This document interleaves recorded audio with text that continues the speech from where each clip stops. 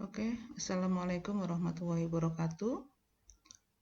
Pada pertemuan ketiga ini, di sini Ibu akan membahas tentang persatuan dan kesatuan bangsa Indonesia dari masa ke masa. Sebelum Ibu membahas selanjutnya, tolong kalian absen. Semua absen sudah Ibu sediakan di Google ya. Tidak absen berarti dianggap tidak hadir. Dan sebelum kita mulai pelajaran hari ini, marilah kita berdoa sesuai dengan agama dan kepercayaan masing-masing. Berdoa dimulai, berdoa selesai. Langsung saja kita bahas tentang persatuan dan kesatuan bangsa Indonesia dari masa ke masa. Di situ kalian bisa lihat masa pembagian periode di Indonesia tentang perkembangan dinamika persatuan dan kesatuan itu dibagi menjadi 6 masa. Ada pada masa revolusi kemerdekaan, masa konstitusi RIS, masa demokrasi liberal dan masa demokrasi terpimpin, masa orde baru dan masa orde reformasi. Di situ kalian bisa lihat tahun-tahunnya, kenapa Ibu udah bikin sedemikian rupa, bisa dibaca sendiri. Dengan konstitusi apa yang dipakai, situ juga bisa dibaca dan sebagainya. Ibu di sini akan membahas peristiwa-peristiwa apa yang terjadi saja pada periode pertama atau masa revolusi kemerdekaan itu, dikeluarnya maklumat nomor X wakil presiden yang mana isinya adalah pembagian kekuasaan yang tadinya semua kekuasaan dipegang oleh eksekutif. Kekuasaan itu dibagi menjadi eksekutif dan legislatif, yang mana KNIP itu diserahi tugas menjadi badan legislatif yang tadinya hanya sebagai pembantu presiden.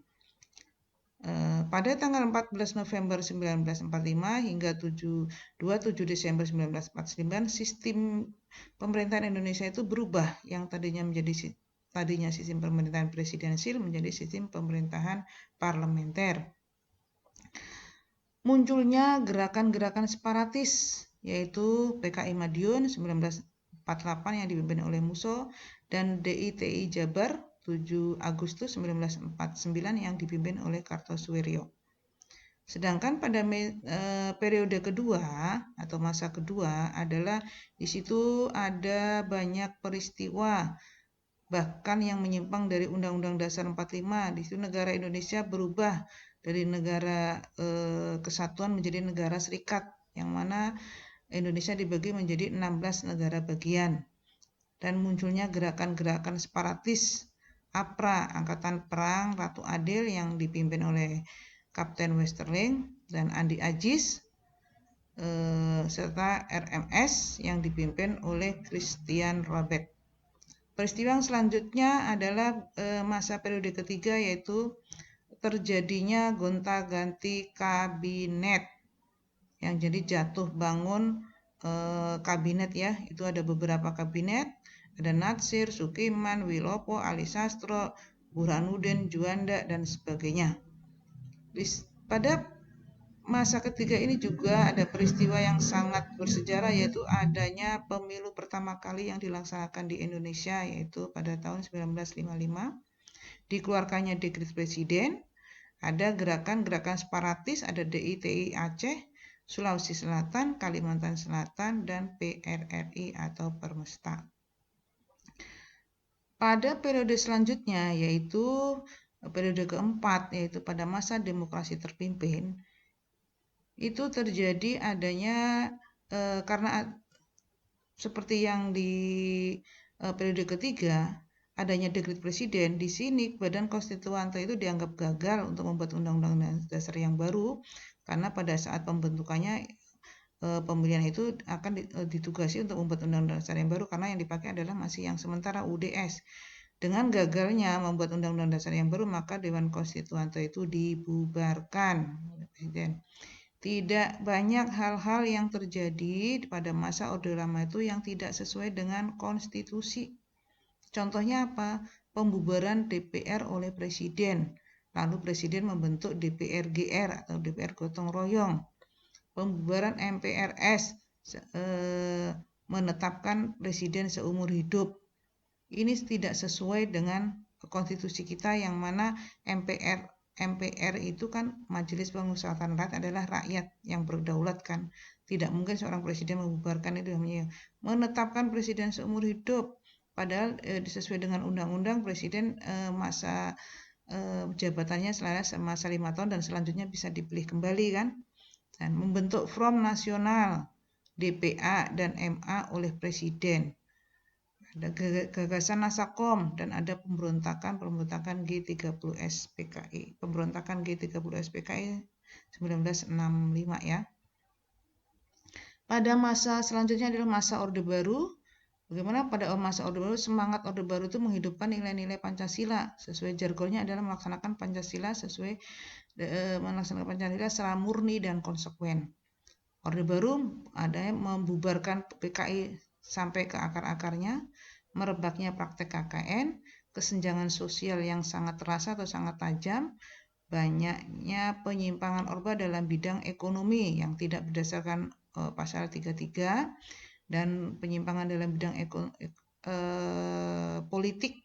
Ini juga sama sebenarnya, hampir sama dengan Orde Lama, kekuasaan di tangan seorang eksekutif atau presiden dan hukum tidak berjalan sesuai apa yang ditetapkannya. Artinya di sini supremasi hukum tidak dapat ditegakkan karena hukum hanya tajam ke bawah, tumpul ke atas. Kelebihan Orde Baru adalah adanya perkembangan per kapita yang mana 1966 hanya $70, 1996 per kapita Indonesia adalah $1.000 AS.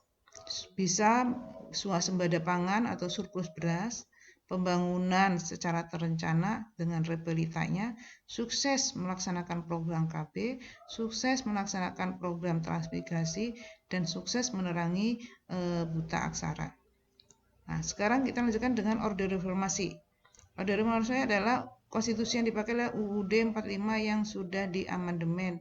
Telah dilakukan amandemen sebanyak 4 kali, yaitu 19, bisa dilihat ya, 99, 2000, 2001, dan 2002.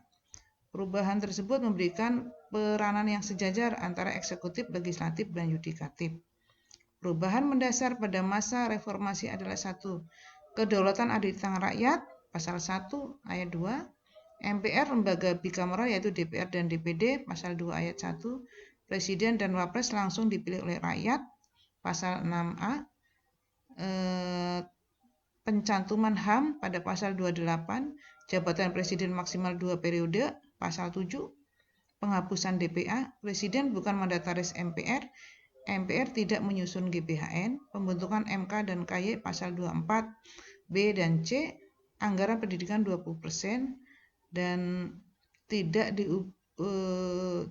diubah penjelasan undang-undang atau dihapus ya, penjelasan undang-undang dasar dihapus. Itulah peristiwa perkembangan persatuan dan kesatuan Indonesia dari masa ke masa ya. Kalian bisa baca lebih udah rinci dan sebagainya. Sekarang untuk selanjutnya adalah latihan untuk pertemuan kali ini, yaitu ada 2 soal, yaitu kalian baca sendiri di situ, bisa difoto dan sebagainya, seperti biasa dikumpulkan sebelum pertemuan berikutnya. Kalau ada pertanyaan silahkan japri ataupun kalian tulis di grup, nanti kita akan bahas di pertemuan berikutnya. Oke, Ibu akhiri dari sekian dulu pertemuan kali ini. Wassalamualaikum warahmatullahi wabarakatuh.